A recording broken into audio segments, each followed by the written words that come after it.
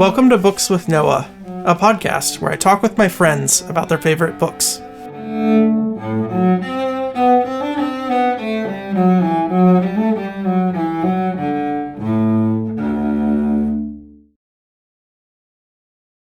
So today I'm here with Tracey, and we're talking about Hugh-Howey's book, Wool, which was released in 2011 as a short story. And would you like to talk about when you first read the book and what status the book was in when you read it?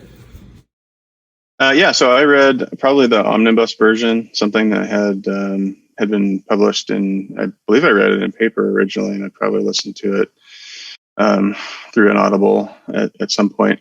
I couldn't tell you what year. I'm guessing it's more than 5 years ago because Noah, you mentioned before we started here that you read it about 5 years ago, and I know I recommended it to you. So it's probably been 6 or 7 years since I read it. It's a great story, and I think it's something that has stuck with me. You know, you read a book, and at least the high points of the book stick with you for years if it's well done, and this is one of those. So, yeah, I agree. I was thinking of you to have this interview because I went to my favorite coffee shop and they have the book on the bookshelf, and I was like, oh, that was a good. It's kind of an eye catcher too. Yeah, exactly. So, and I guess the title is because of the premise, right? And you can read into it and decide how much of a social or societal commentary it is. But without giving too much away, why don't you walk us through the premise, right? Oh, sure. So the major starting, I guess, which you find out early in the book, so this isn't a spoiler, right, is that there's this whole society that exists inside a silo underground. And they have built this whole caste system of, you know, you've got mechanical people and you've got gardeners and you've got people that run the place that are sort of like the hierarchy of the mayor and the sheriff. And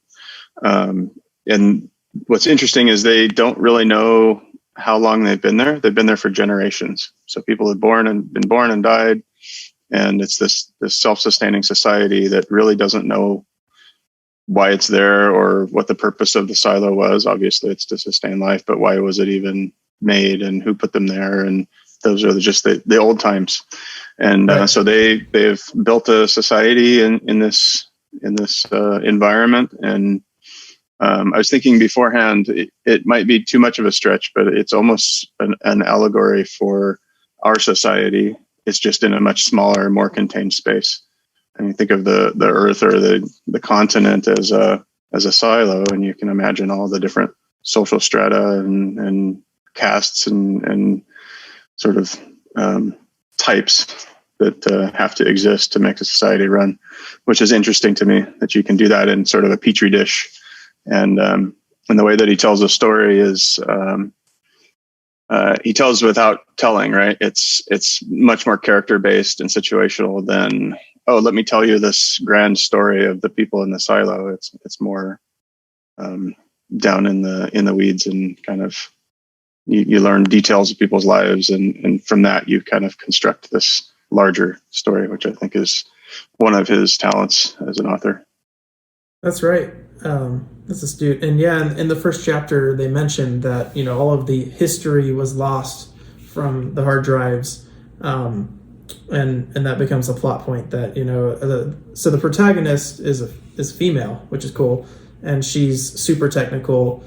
And yeah, she writes a script or a program that can recover deleted files. And that's kind of where I guess it kind of starts in chapter 1.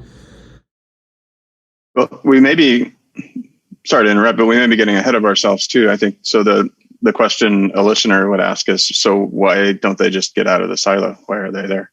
Right. And so I think the wool part of it comes in. They have these, is it a video system? Yeah, it's a video camera with a big screen that shows the outside world. There's obviously dust and wind in the outside world that clouds these cameras over time. And one of the sort of taboos in this society is to talk about going outside, because everyone knows it's dangerous and you shouldn't talk about that. It's akin to suicide or suicidal tendencies, and akin to shunning society. And if you do it too much, then you get nominated for cleaning, which is essentially sending you outside in a suit that's been cobbled together to keep you alive long enough to clean these sensors, which to me, I think is, I don't know if they ever say it clearly, but the idea is that it's like looking through wool, like it's a very clouded view. And then when they clean it off, the outside picture becomes clear again. So people can see what's going on out there. Not that there's much to see, but. That's right. It's like a hill or something, right? I think it's right, a mound. Yeah, a mound. Yeah, that's great. Yeah, and just to go back to the actual silo, I guess this is probably pretty clear, but the top of the silo is where the entrance is, or the exit, however you want to look at it, to above ground, where this cleaning takes place, which is a death sentence. And then there's all sorts of different levels. And there's people whose job it is to carry things between levels, right? The couriers. The couriers, yeah. And I love his writing and how descriptive it is, and how you feel like, yeah, you went down 10 stories and now you're in this, a mine, or, different kind of, environments. Yep. Generators and gardening levels. And it's really interesting. And so it's a bit of a sci-fi, but to me, one of the things that's interesting about it is it's, and we have a mutual friend, Joe, who I've talked to about sci-fi and what it means to him. And one of the things he said that stuck with me quite a while ago is that sci-fi is a vehicle to tell human stories. It's just taking the same human tendencies and stories and personalities and putting them in a different environment than you would normally see. I think this is a book that uses that to great effect. And the sci-fi in this case isn't like this fantastical, unbelievable, futuristic technology that's almost hard to conceive. It's like we almost have the technology to do this now. We could build an underground silo that people could sustain life in. With some caveats. I know that we've tried it with biosphere and that kind of thing, but not successfully. But it's not too hard to imagine. It's not a leap of 100 years. It's like this could happen in the next 20 years. And exactly. So you're imagining this scenario that could happen in the near future in our lifetimes, but end with people that are very similar to people we know, and so it's really relatable to me. Exactly. Yeah, it's very believable because it's so similar to where we are now. Yeah, that's great. Well, just to give listeners an idea, the entire Wool Omnibus Edition audiobook is about 18 hours. So the book started out as a short story, and then he kind of added on to it, and then the Omnibus Edition is, I guess, the de facto standard now. So it's long, but for an entire saga, it's not entirely unreasonable. Does it include? It's a trilogy of sorts, right? It's considered the Silo series. Does the Omnibus? Oh, is it 5? Okay, that's right. Yeah. Some of them are broken up.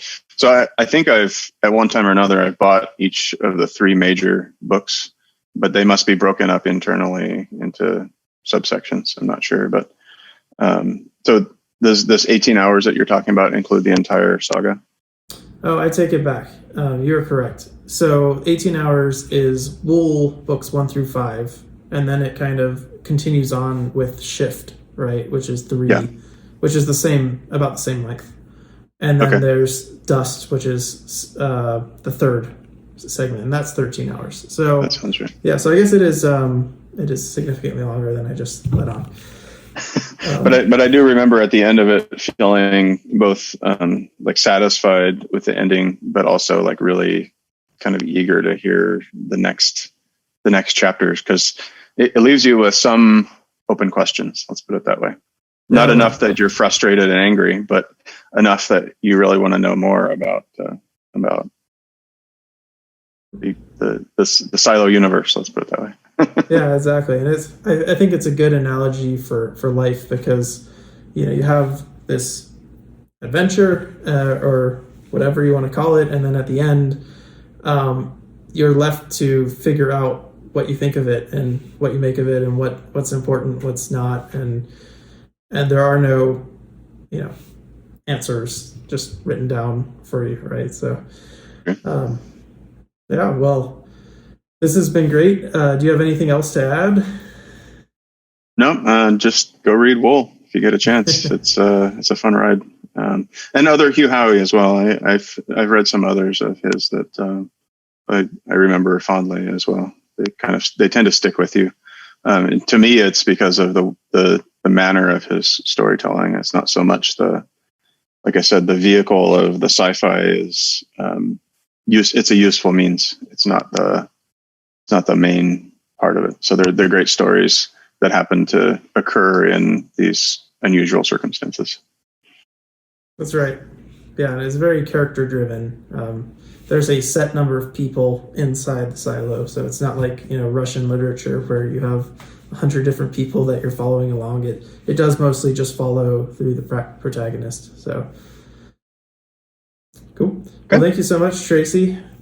Yeah, thanks for inviting me on. It's been interesting. First podcast in the can.